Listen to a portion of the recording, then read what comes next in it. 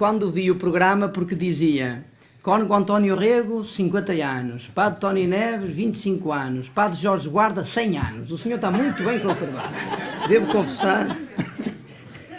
Bom, vou pôr os óculos que dá um sentido assim de estado, que é uma coisa de outro mundo. Eu próprio não sei pô-los porque nunca usei, mas agora não consigo ler nada, não vejo a ponta de um corno, quanto mais este textinho pequenino que tenho aqui. Aos 100 anos. Vou chegar lá.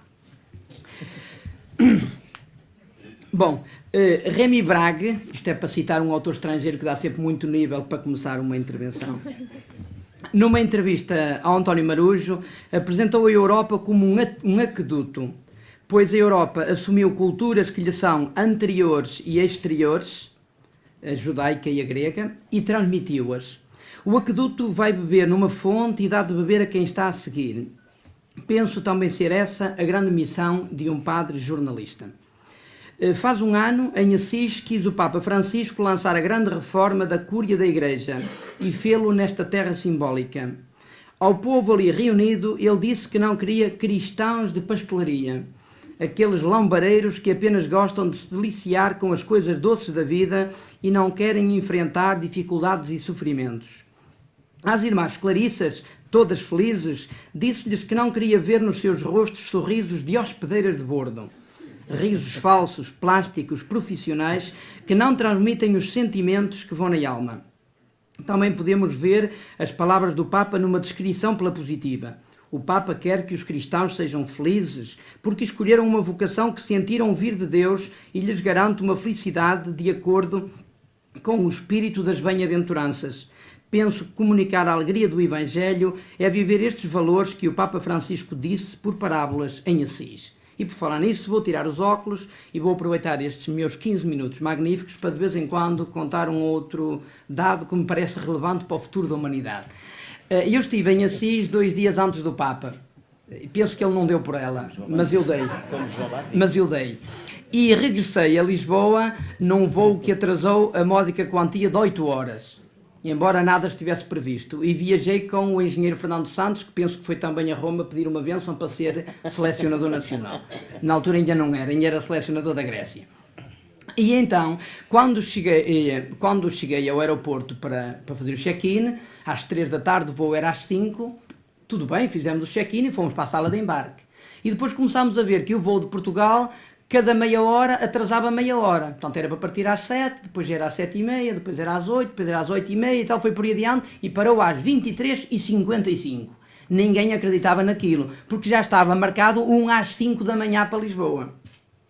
Todos a barafustar, que estavam a aldrabar e tal, depois todos a fazer grandes cenários, aqueles filmes que a gente faz, estou a ver, e eles põem 23h55, daqui por um bocado vem uma menina dizer que tentaram tudo, não é possível, vamos no voo das 5. Era o filme, e não dá para ir para o hotel, porque ir para o hotel, ir e vir, já não dava, porque, pronto. Todos a fazer assim, todos bravos, não estávamos todos bravos, éramos os únicos habitantes, porque do aeroporto, porque o último voo tinha saído às 22h30, não havia voo nenhum marcado depois das 22h30, já estavam apontados às 5 da manhã, 5h15 e por aí. Pronto, finalmente às meia-noite e um quarto para aí, chegou lá uma menina toda bonita e sorridente a dizer, vamos embarcar. Nós à espera que a menina dissesse, vamos esperar pelas 5, não, vamos embarcar. E de facto embarcamos. O voo levantou e eu ia no meio de uma quantidade enorme de peregrinos, que imagino que eram da linha de Cascais, que é para dizer uma terra longe daqui, e vinham todos com um lacinho, uma fitinha azul, um lencinho muito, muito bonito, azul, ou amarelo, ou vermelho, ou às riscas, já nem sei. Sei que a gente via que era um grupo compacto e eu estava sozinho, portanto fui enfiado no meio daquele grupo. Estava na cauda do avião. Ao meu lado, onde eu estava junto à coxia central, ao meu lado estava uma senhora, já do outro lado da coxia, o seu marido e outros. Então, acontece que a senhora que estava lá, quando aquilo já estava no ar, começou a chamar pela hospedeira. A hospedeira veio, uma menina muito bonita, muito sorridente, sorria, e dizia, em que é que eu posso servir a senhora? E ela, é inadmissível, não sei como é que se pode viajar com essas condições, isto não é possível, por favor, tragam-me uma almofada, eu não consigo. E o marido só dizia, mulher, o voo é curto, não te metas, ai minha menina, por favor, arranja-me uma almofadinha. E a menina continuava a sorrir e dizia, eu penso que nestes voos assim tão pequeninos que não dispomos de almofadinha. Aí não é possível, isto não há condições. Por favor, vá buscar uma almofadinha. E a menina continuava a sorrir e dizia, eu penso que não temos, mas eu vou ver. Ela desaparecia, ia lá para trás, demorava 10 minutos e vinha, conforme já tinha dito, infelizmente não temos almofada. Ai, não é admissível, não é isso, não é possível. Pelo menos tragam-me uma mantinha. Ela ria e dizia, eu penso que também não temos mantinha. Mas, ai não pode ser, isto não é. Estás a ver como é que a gente pode? A gente paga um dinheirão e é mal servido. E a menina dizia, mas eu posso ir verificar. Ia, desaparecia. Vinha outra vez e dizia, conforme eu já tinha dito, infelizmente não temos mantinha. Ai, mas eu não sei se chego a Lisboa. E o homem, oh mulher, estamos quase a chegar. Não te metas. E eu não sei se chegamos. E continuava. A menina continuou a sorrir e eu estava a ferver, completamente a ferver. E não é nada comigo, não é nada comigo. A menina continuava a sorrir e disse assim, se a senhora permite, eu vou recostar levemente a sua cadeira, quem sabe se não vai mais cómoda. Ai, eu não creio que isso vai aumentar a comodidade. E com licença, e a menina pôs, está mais cómoda? Ai, não estou muito. Olha, eu estava a ouvir isto e eu a dizer assim, eu que sou padre e santo, embora o único cônego santo eu sou, mas padre e santo, e a única vontade que eu tinha era de enfiar a senhora pela janela fora. Era a única vontade que eu tinha. E a menina, sempre, eu vou ver, talvez tenha, talvez não tenha. Pronto, o Papa 2 dias depois manda-me esta e eu percebi, 2 dias depois percebi a história.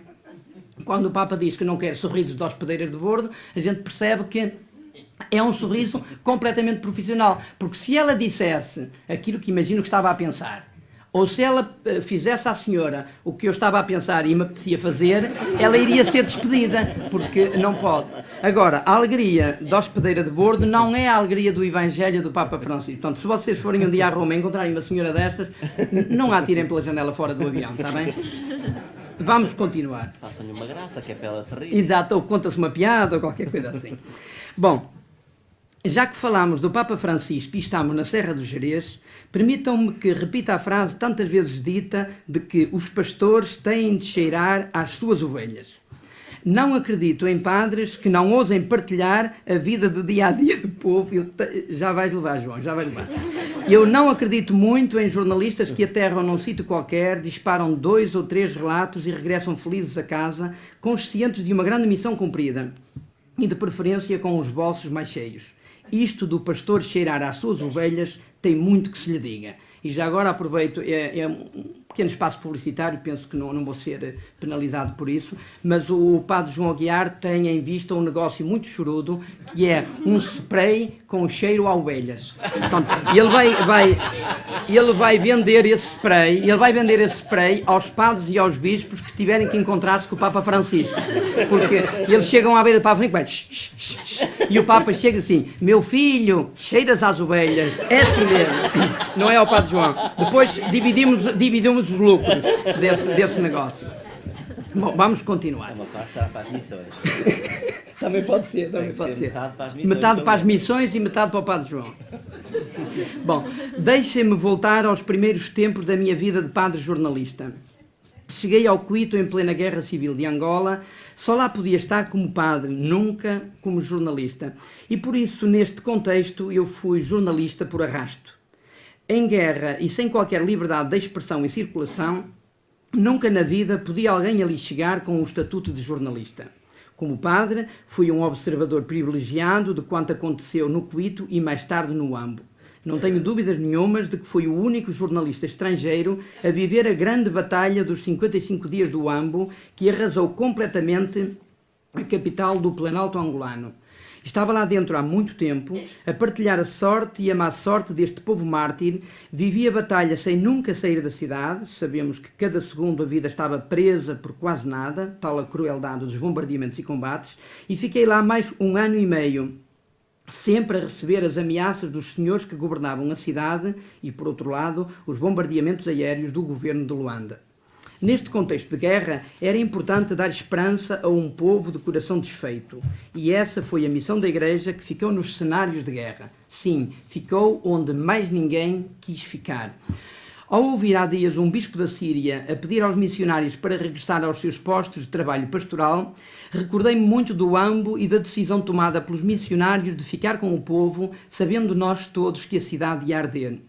Esta decisão custou-nos muito caro, mas foi fundamental para a defesa das populações civis contra as arbitrariedades dos militares. Foi ainda decisivo para o alto crédito que a Igreja ganhou em Angola, como bem pude provar na minha tese de doutoramento em Ciência Política. Para anunciar a alegria do Evangelho, há algumas atitudes a cultivar. Uma delas é a humildade, outra é a coerência, a terceira é a entrega total. Eu podia traduzir estes valores, sentimentos, através da língua umbundo que se fala no Planalto de Angola. Capile, Uapopiango, Avavacha, Avavaliecha. Aqui é que vos arrasei. Aqui é que vos arrasei porque ninguém vos desmente. É melhor do que falar latim. É melhor do que falar latim, que aí corria o risco de haver um que entenda. Acho que também só há um ou dois neste país que entende, mas podia. Bom, estas três palavras, ou estas três expressões, têm a ver com três histórias da minha vida, onde o mundo me baralhou, mas também me ajudou. Eu só vou dizer duas delas porque são expressões descritivas. O Apopiango é uma expressão que eu fui ouvindo desde a minha chegada ao Cuito. E eu, à medida que fui dominando um pouquinho a língua, fui percebendo o sentido das palavras, mas não percebia em profundidade o que é que as pessoas queriam dizer quando usavam a expressão. Não é? Uma coisa são as palavras, outra coisa é o sentido das expressões. O Apopiango só se pode dizer em dias de grande constipação, porque escreve-se N-G-O e mete-se o til em cima do G, mas diz ngo. É preciso muito tempo. Portanto, não vale a pena estarmos a fazer curso de umbundo agora. Mas o verbo ocupópia é o verbo falar. Nas línguas banto, como na maioria das línguas que se falam em África, o singular, o plural, o masculino e o feminino, ou é posto no princípio da palavra, em geral, ou é posto no princípio ou no meio da palavra. Os fins das palavras são sempre inalteráveis, ao contrário das línguas latinas, portanto, ou pelo menos das 9 latinas, que não é assim, não é? E então, o Apopiango é uma expressão que, traduzindo à letra, é falou só. Quando na minha aldeia se diz a alguém, olha, esse é um indivíduo que anda para aí a falar só, ou está bêbado ou é maluquinho, né? As pessoas que falam só, né? Que estão aí assim a falar. Mas eu percebia que não era esse o sentido. Quando alguém dizia de outro, o Apopiango, não estava a dizer esse indivíduo é maluquinho, anda para aí a falar sozinho nas ruas. Não era isso. E só fui percebendo à medida que também entendia as coisas ditas no seu contexto. Quando alguém dizia de alguém, que em geral era um ausente, o Apopiango, estava a arrasar completamente o crédito dessa pessoa. Porquê? Porque estava a querer dizer que essa pessoa dizia coisas, mas fazia o contrário ou não fazia o que dizia. E quando nos acontece na vida isso, nós estamos completamente arrasados em termos de imagem, porque não é aceitável que alguém diga, eu não sei quê, e depois a vida desmente completamente as convicções expressas, não é? E eu percebi através das vezes que eu ouvi falar de outras pessoas, portanto ouvi essa expressão, que nada pior do que arrasar alguém que dizer que a pessoa é incoerente, que a pessoa diz mas não faz, ou diz e faz o contrário do que diz.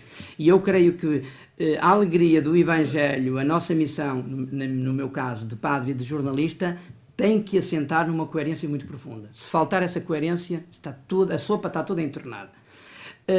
O avavacha, avavaliecha, é a tradução de uma expressão que também aqui em Portugal a gente às vezes ouve dizer, que é: há aquelas pessoas que dão e há aquelas pessoas que se dão. Por exemplo, vacha e valiecha, não muda, a palavra não muda nem no início nem no fim, muda no meio. E este li que se mete aí é reflexo. Portanto, há as pessoas que dão e há as pessoas que se dão. Também acho que a minha vida se tem jogado, e penso que a vida de cada um e de cada uma de vocês também é assim, se tem jogado na passagem do vacha para o valiecha.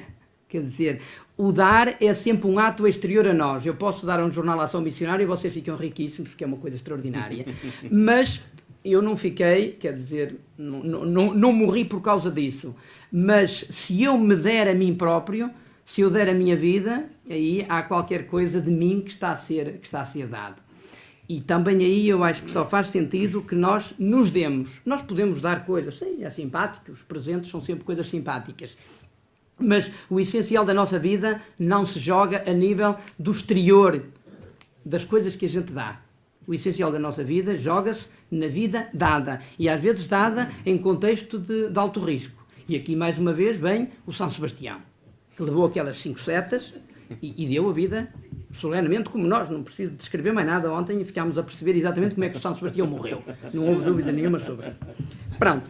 Evoluindo, só tenho mais 2 minutos.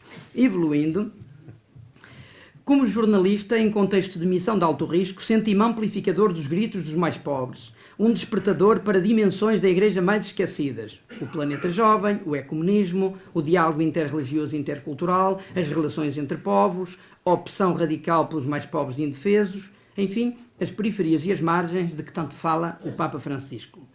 Senti que a missão também se escreve, também se diz, também se mostra. Sim, a missão tem de ser uma paixão. É o tema deste mês missionário, do Outubro Missionário. Tem que ser uma paixão. Paixão por Cristo, paixão pelas pessoas.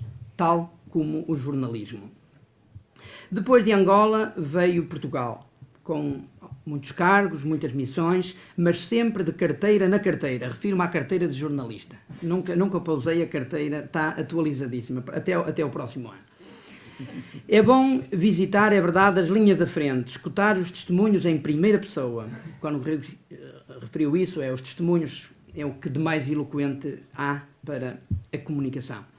Ir só onde os missionários vão, saber o que só eles sabem porque são cúmplices do povo e fazer reportagens com missão.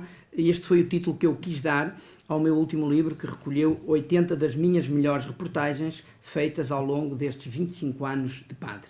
Em suma, competência, saber, partilha, diálogo, interatividade, parceria. São algumas palavras-chave do dicionário de um jornalista e também de um padre, tanto no tempo da velha máquina de escrever como nesta era da Igreja digital. Vou terminar com uma história que ouvi nas montanhas Guaranis do Paraguai.